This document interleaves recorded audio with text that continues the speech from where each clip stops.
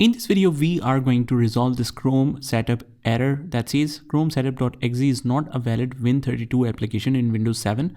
So here's how you can fix this installation problem. So if you face such kind of problem while installing Google Chrome, here's what you can do. First of all, just delete the setup altogether and make sure to download a fresh copy of Google Chrome.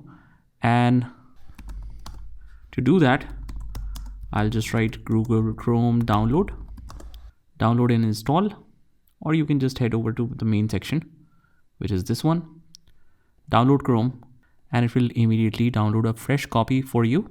Click here, run again, click yes.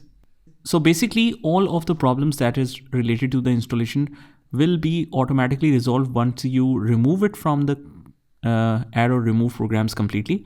Let me just also show you how we can remove that. Just right here, control panel, and click on uninstall a program. Find that Google Chrome and you just uninstall that completely. Restart your system, and after that, just use that download link to install the software and you should be good to go.